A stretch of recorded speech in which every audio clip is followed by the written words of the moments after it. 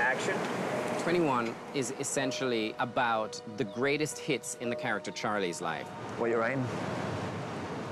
We knew that it was the end of his character, and we wanted him to go out on sort of a happier note.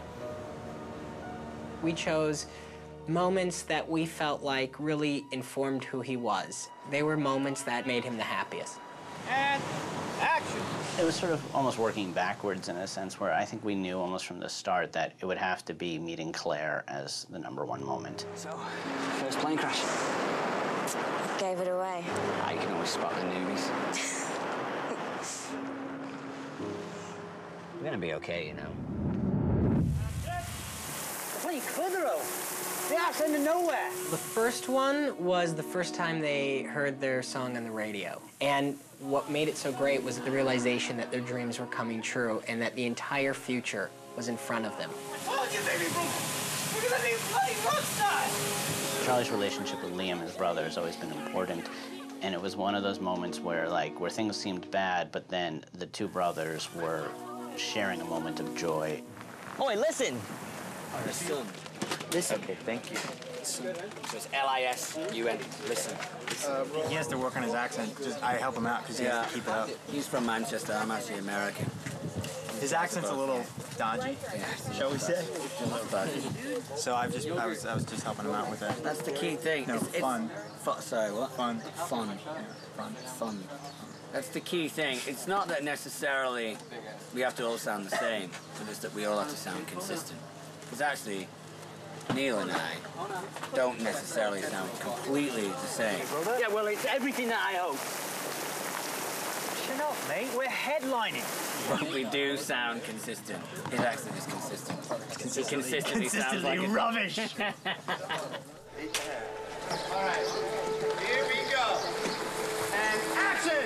No, you're just gonna back away. Don't be tough, jump in!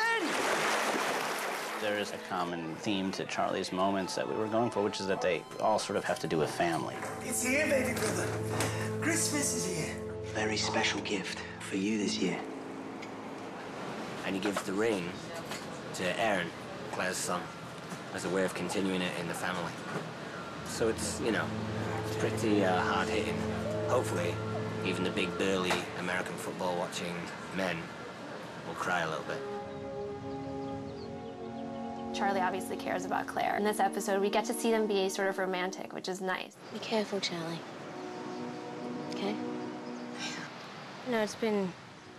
It's sort of been a very touch-and-go relationship. There always seems to be something holding them back from sort of being this happy couple. But, they're in quite a happy place right now, which, makes it even sadder. Been a very sweet, adorable kind of couple on the island. I hear that a lot from people on the street, that it's a very genuine, cute relationship.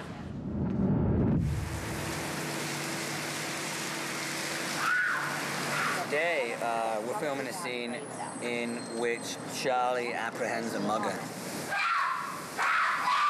Following on in the typical vein of, lost stories in which you're all connected. Well, the victim turns out to be Nadia, who is Saeed's true love. You okay, miss? Yes, I think so, yes. As we last saw in season 2, she was chilling with Locke when she was buying a house. So, here I am in season 3, getting bugged. So I just keep getting into these sticky spots, and I'm sweet enough to have these gentlemen come and save me. Well, that makes you even more of a hero, doesn't it? And despite all the problems Charlie has had in his life, he has always been a good person, and it was a moment where he first sort of realized that that was a part of him. I'm not letting you go on some suicide mission just to flip the switch. Well, someone has to do it or we'll never leave this island. I'll do it. One of the interesting things about Charlie's ultimate fate, he's always wanted to help Locke or help Sawyer or help Saeed. He's always kind of fell short a little bit. He's not been the man. And in this episode, he is the man.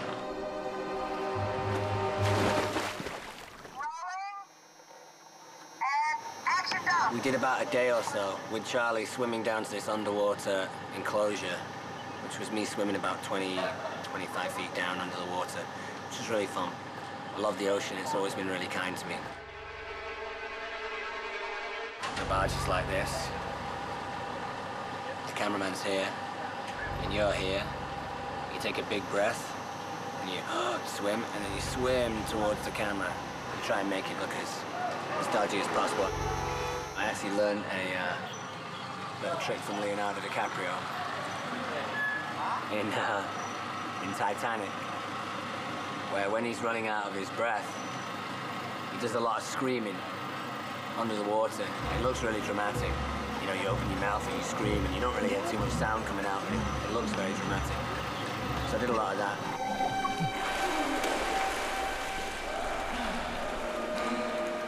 Charlie was heroic in that episode because he sacrificed himself for Claire and for the baby and for everyone. And I think that's what makes Charlie so, you know, he's great. He's a hero.